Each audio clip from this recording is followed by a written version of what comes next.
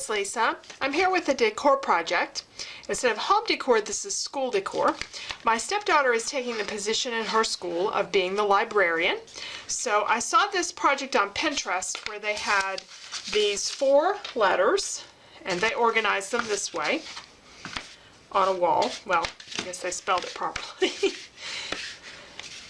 They used the thick chipboard, or it appeared to be thick chipboard. I assume it's chipboard.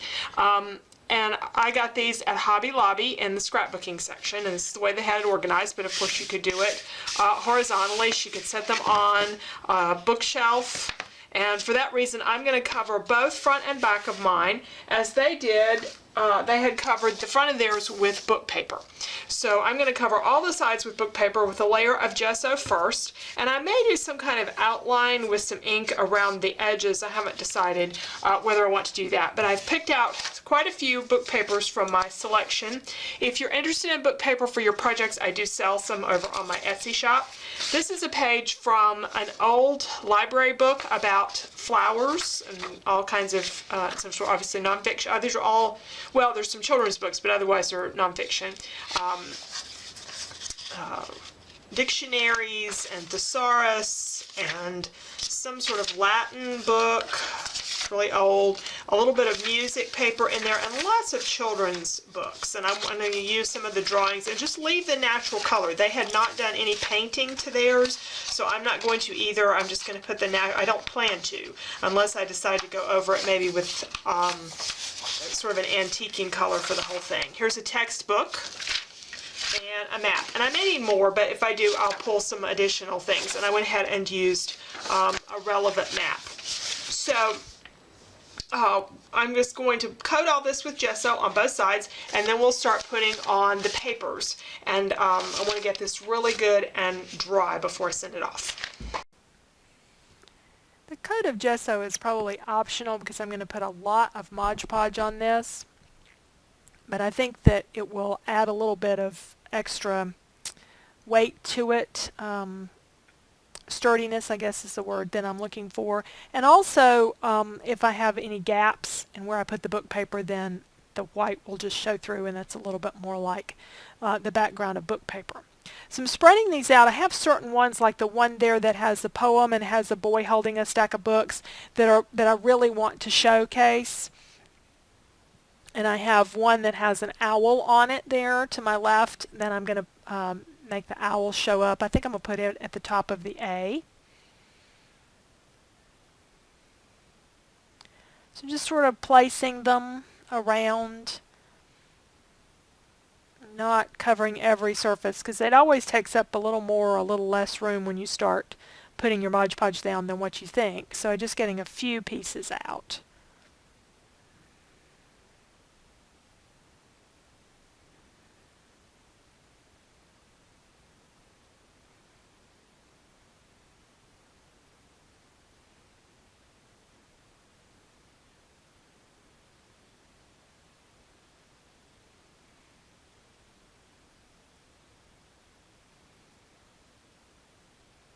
I also like to vary the color of the paper, because this one dictionary is really distressed color.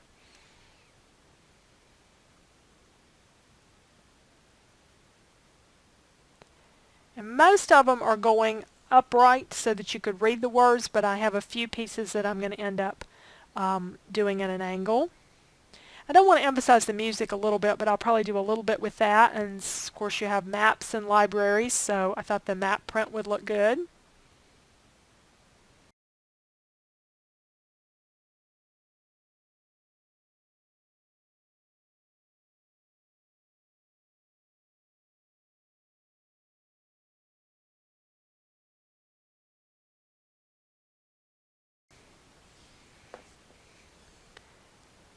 So we'll start adding these pieces on with the Mod Podge, and I put the Mod Podge on the surface as well as on the back side of the book paper. And then I'll put Mod Podge over on the top of it to coat it as well. As I say, the gesso is probably optional because it gets a lot of Mod Podge.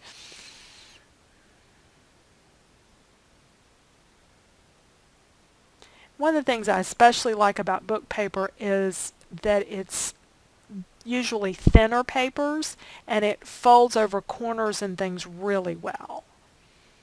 It's one of the reasons I've started using it as a background for almost all my mixed media. Even if I'm going to add stenciling and paint and stuff to it to change the appearance, I find the book paper makes a really good surface to work with. I'm pushing out air bubbles, but a few little air bubbles don't bother me too much.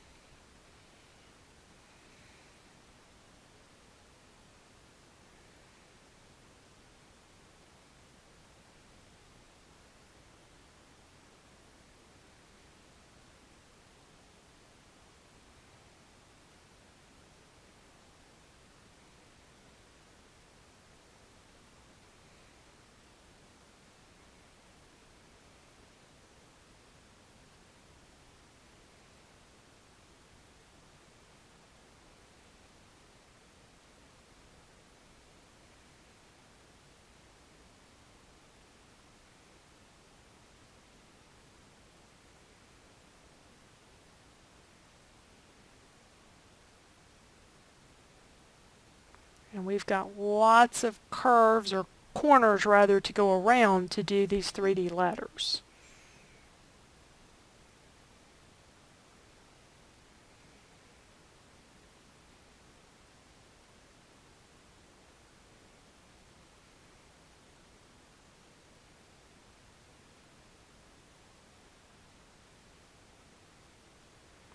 And I used to use a popsicle stick to sort of push some of the paper up into the corners.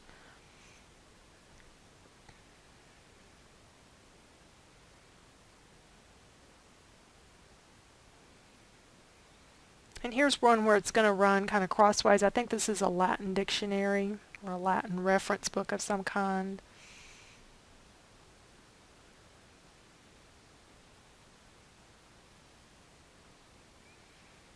And I went ahead and lined the edge of the paper up with the top of the letter. Kind of have a smoother finish there on the top of the R.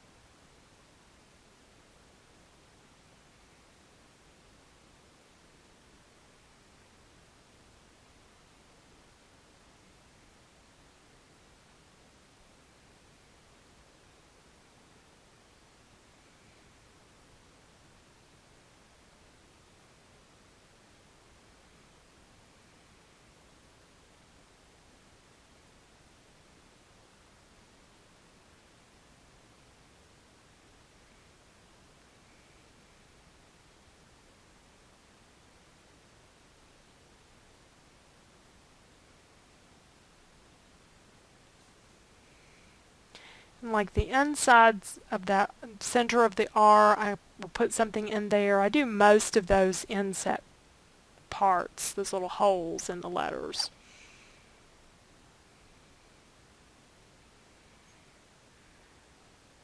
Speed along here a little bit as we do a few more. I'm not going to show covering every inch of this, but just kind of give you an idea of how I've finished these off. And then at the top, I'm going to tear some of that away and cover some.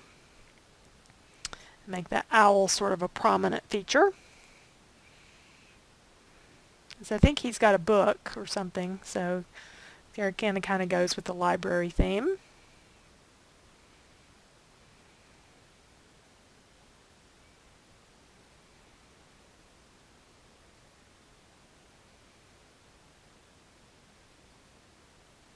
Alright, so I've got all the letters basically covered, but I do have some excess I need to trim away and clean these up a little bit, and I have a few places that are empty that need something to kind of fill in some spots.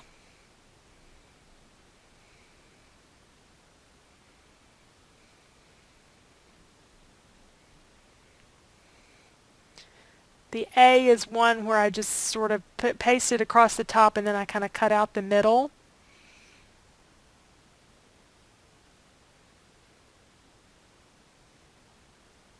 Again, I'm checking the letters to see what's missing. And I'm going to move my work paper over here so I can get to my craft mat and go ahead and trim some of the excess out. And I've got an emery board there that I can kind of file the edges down. And that'll smooth this off a little bit. Sandpaper would work as well.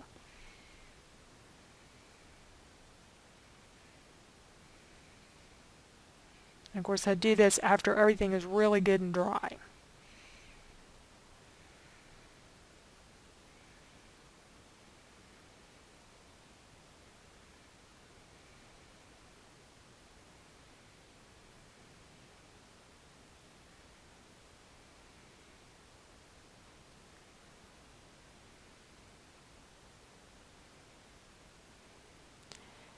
And then I decided I wanted to put some ink around the edges to make those edges really show up on the letters, make them more distinct. So I'm using archival ink in potting shed color.